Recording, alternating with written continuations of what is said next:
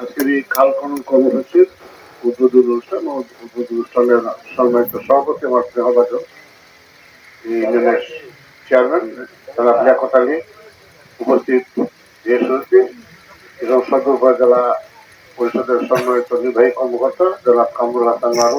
এই যে বিলটার এই পরিস্থিতি হয়েছে, পানির তলে কোমর পানি হয়ে গেছে, একটা কালের লাগিয়া এই দুই কালটা থাকতো এইগুলার ডুবে নাই, তখন তো এইগুলো আমরা ডুবাই আনতে হয়। এই একটা বৃষ্টি হইলে সারা শহরে এই বিলের অনেক হাজার হাজার কৃষক ক্ষতি হয়ে যায় স্যার। আপনি দেখেন নিজ চোখে দেখেন, এই যে আমি ধরে রাখছি স্যার।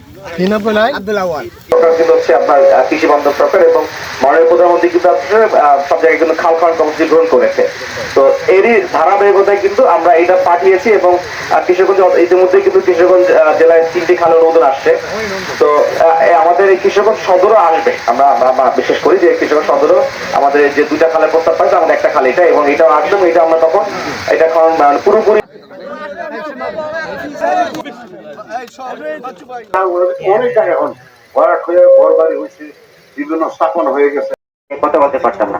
আজকে আমাদের খাল কাটা কর্মসূচি সরকার ক্ষমতায়, কিন্তু আমরা যখন গত 3 দিন আগে একটা মানববন্ধন করেছি কৃষকদের নিয়ে, আমারও স্যার 2 কানে জমি রয়েছে পানির তলায় এখনো, কিন্তু আমরা এই মানববন্ধন করার কারণে আজকে আমরা অন্য প্রতিবেশী এলাকায় আমরা প্রতিহিংসার শিকার হচ্ছি। আজকে আমরা কেন মানববন্ধন করলাম? এই জন্য আজকে আমাদের কৃষকরা আমাদের হুমকি শিকার হচ্ছে, আমাদেরকে আজকে হুমকি দেওয়া হচ্ছে।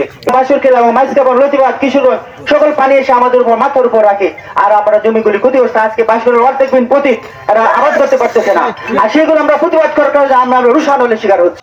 আসসালামু আলাইকুম। আমরা কষ্ট হইলো মনে করেন এই যে গোলমা থেকে যে কালদা এটা তো গরম নয় ওই 5টা পর্যন্ত, মানে আমরা এই নকটলা দিয়ে করতে চাষাবাদ করতে মানে পানি ক্ষতিগ্রস্ত হতো না। আমরা ঢেঁড়সের বৃষ্টি আছে, লাউয়ের বৃষ্টি আছে, বিভিন্ন ধরনের সবজির